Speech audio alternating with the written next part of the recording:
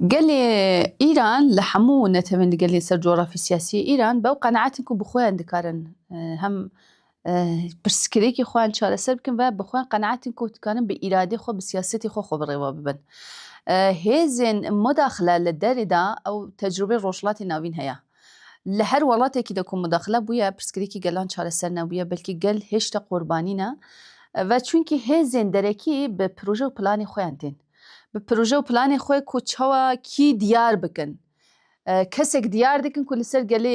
لسر ایرادی گلان سیاست خویم بسپینن و نها گل ایران جب همه شوازن لدره دا کسانی که هی دیار دکن که جاره که دیتر هزه کی ناوندی بینن لسر ایرادی گل ایرانی سیاست خویم برایوا ببن جبوی امتکارم و بیجن لهر مداخله ببا یا نبا ایتیا پیش روز را دیار دیگه المداخله داره کی ببا یا خون هم مداخله ناخوی هیا چونکی گل رژیم قبول نکه ام به قناعتن کو اگر سیستمی کی دموکراتیک و سیستمی کی کو گل بخوخه چارنوس خود دیار بکن و گل بخوخه بکاربن هل بجینن کو کیت کاره ببن وینری گل ایرانی ببی شوازی پرسکری کن گل ایرانی دکاره چاره سر ببا ادیتر هزن داره کی بتایبتی نا حول ددن ایرانی کی لواز و ایرانی کی تسلیم گرتی بگرن بوان فرق نکه اونات کارن هر ریوبریه کی بیننجی سیاستی خوان بردام بکن اما او سیاست دکاره پرسکری کی گلی ایرانی چاره سر بکه نکاره جبوی جی پرسکری کی گلی ایران بخود کاره چاره سر بکه سیاستی گلی ایران بخود کاره بریوا ببا و چارنوس خود دیار کردن شد کارن بجیم گلی ایران بخود کاره دیار بکه بعد اساس تا مداخله اساسی لنا خود ایرانی دایا چونکی گل ایدی و رژیم قبول نکه بنیرن رژیم ایران سرهلدانی داوی خو پیشاندانی داوی دا کمکوژین پر هوف پیکینان لسر گل اما بو چونکی رژیم ایرانی بخوجی داوی خود بینه و اف قناعه راستیه که هر هزه کی دسلات دمی کو داوی خود بینه ایدی هلوشاندن خود بینه چی دیگه ایدی لدستی ویده سرکوت کردن و دستی ویده تنیا قتل کردن دمینه بوی اف قتل کردنی آخر او کمکوژین کل سر گلی ایرانی پیک هاتن کینو انتقام رژیم گلی آزادی خواز رایا و ده همان وقت ایدی حمود تشتدی برچاو کو گل بقتل عام را در باز دکه بوی گلین ایرانی ایدی بتوش واز بی رژیم قبول نکن نهیچ نه بندواریان هیا کو رژیم ایران بکار با پرسکری که چاله سر بکه نجی هیچ بدواری سیستم دا فکر دا و رژیم لبنگه دا رد دکن و اف دا چله شهیدان دا دیار بو و استندج نهاجی لزانکو دا دیاره یعنی خو پیشاندان زانکو پر رادیقاله اول رژیمی که بیش شوازی قبول نکوی دمی گل چاوره نینه هزین داره کی مداخله بکن مداخله نکه گل چاوره کو ایدی بخوخه به هزی خو و رژیم لناو ببه سیستمی که دموکراتیک آوا بکن رزگار کرنیه لگل ما لهر اگر کی دا پیوست آماده به اگر هر درفتی کیش به پیوست لو درفتنه چون استفاده بکن او گرینگ من گوز یعنی لدبه مداخله به هزین داره کی زورتر به منفعت خو مداخله دکن مداخله کی چا مداخله بکن و سیاستی کی بگوری خود دیار بکن بوجی اگر گلی ما لبرد گلی لسر جغرافی ایرانی جیان دکن هر اگر کی را باش آماده به اجازه نده که هزی داره کیش بوان پروژه دیار بکن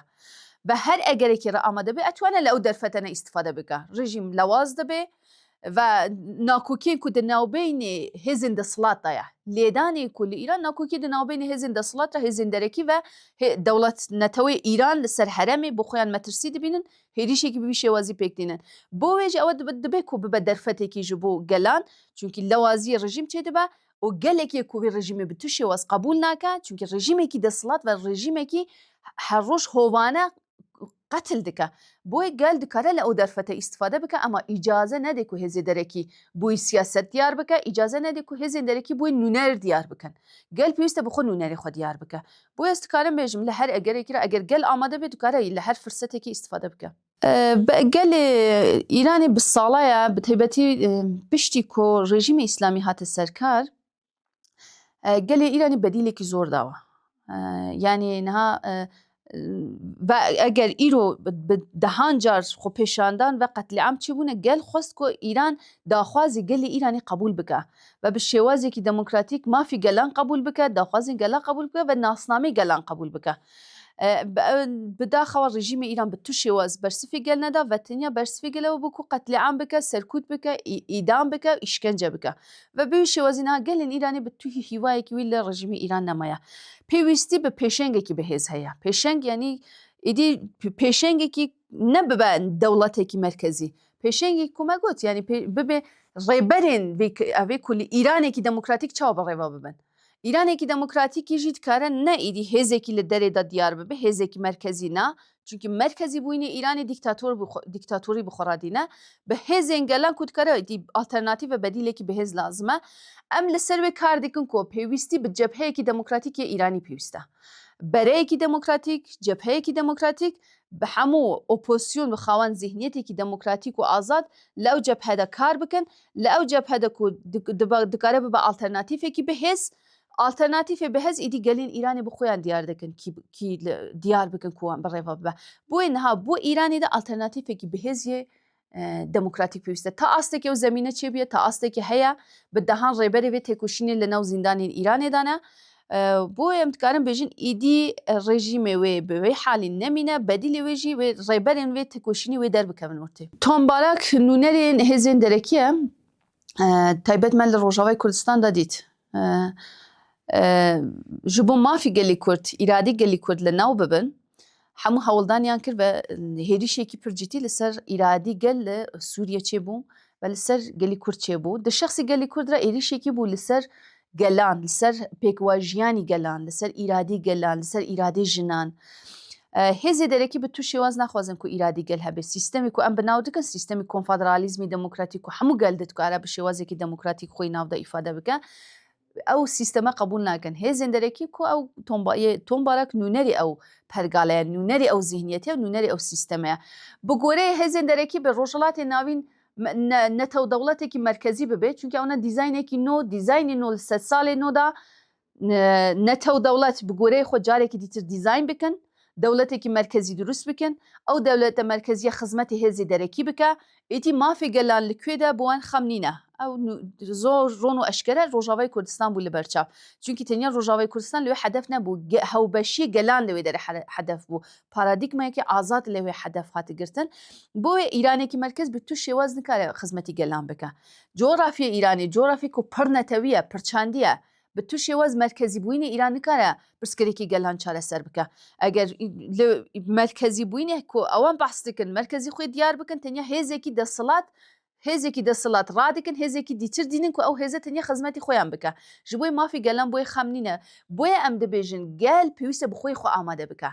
لە هەر ئەگەرێکیدا لە هەر مداخلەیەکیدا لە هەر لەوازیەکی ڕژیمێدا ئیجازە نەدێک و هێزێن دەرەکیش بۆی نونەر دیار بکەن ئەگەر گەل هوشیار بێ بە بخۆی ئامادە ببێت دکارێت لەسەر ناسنامە خۆی ئیسرار بکە بۆی گەلی کورد جارێکی دیتر بە تو شێواز ئامادە نینە و گەلی کورد بە تو شێوازی ئیجازێ نادا جارێک دیتر ئیرانێکی مرکزی ببێ و مافی گەلی کورد لە ناو دەوندا ببن گەلی کورد خاوەن هێزی خۆی تەجروبەی خۆی سیاسەتی خۆیە بە گەلی کورد لەسەر قەناعەتە لە قۆناخێنەوەدا ئیدی پێویستە بخۆخە خۆڕێوە ببە ئیرانێکی مرکزی دکارە بە ئیرانێکی دەسەڵات بە گەلی کورد گەلانی دیتر هەنە یعنی ji bo wê jî em dikarin bêjin ku hêzên derekî bi xwe proje wisa diyar dikin ama wê îsrarê gelê me li ser bê ku li bi xwe îdî nasnamê Kurdê azad ve nasnamê gelê me li Rojhilatê Kurdistanê da pêwîst e were naskirin statûyê gelê me were naskirin gelê Kurd li her li gel gelên dîtir jî her hêzekî ji were pêwîst e nasnamê hemû gelan qebûl bike eger wan nebê dikare ku aloziyên pir cidî jî li nav Îranê de çê bibin Ez bibê qenaetim ku rêşa paygehekî ewanda bi hêzî nîne li nav xelkê Îran'da. Siyasetê xwe bangeşê kurê şah ve yanî Reza Şah berbelavbûyîn di nav xelk da durust dike. Berbelavbûyîn di nav opozîsyon da durust dike. Tecrübê sabiqeyekî bab û bapîrê Reza Şah heye li nav Îran'da. Êko parçebûyînê Îran çêkir êko hemû gel bêmafman gel di qetlîam re derbas bû hemû di derencamê siyasetî bab û bapîrê Reza Şah ve niha ku eger bi xwe dixwaze were Îran bu herkesî kirawe ye ku herkes siyaset bike têkoşan bike bes pêwîst e her kesek bi zihniyetekî demokratîk ve zihniyetekî ku mafê gelan qebûl bike were gelên Îranî carek dîtir dîktatorekî serxwe qebûl nakin baş e ew gelê Îranî mecbûr nîne bi salan bab û bapîrê Reza Pehlevî qebûl kir dîktatorekî li ser xwe 47 sala rejîmê İslamî deshilatî li ser ew gele bi rêve dibe gelê Îran carek di mecbûr nîne ew deshilatiye biçe deshilatiyekî dîtir were serkar gelê Îran îdî xawan tecrübe û ezmûn e îdî salê 57 nîne gelê Îran dizane kî helbijêre boya ez dikarim bêjim رضا پهلوی شر تایبەت بڕێوا دەبە یەش بۆ ئەم مێزە بکەن گەل حتا بانگەوازیên رضا شاه da propagandayê ku dike parçebûyîn dixe navbeynê hêzên gelan li nav Xwedê Îran da. Dibe ku kemek layengirî hebin ve çend rûşmeyekî ku ji bo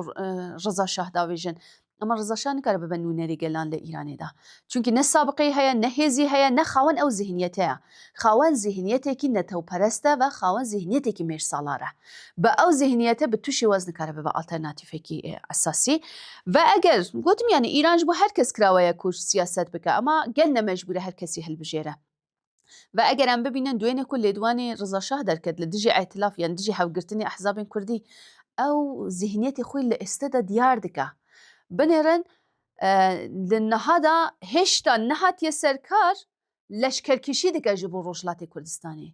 Dibêje yani çawa ehzab yekgirtine Îran parçe dike ve pêwîst e her kesek li dijî wî derbike ve ev zihniyetê desthilatî ve zihniyetê ku çawa leşkerkişî bike çawa 57 دوای 57 Xomeyni hate serkar ve leşkerkişî kir bo Rojhilatê Kurdistan bi biyanûyê cuda cuda gel de qetlî am re derbas kir. Niha bi heman wext Reza Şah hêşte nehatiye serkar Reza Şah hêşte nehatiye serkar di hêvê leşkerkişî bike ji bo Rojhilatê Kurdistan ve ev zihniyetê şovînîzmê ku di êste de diyar e.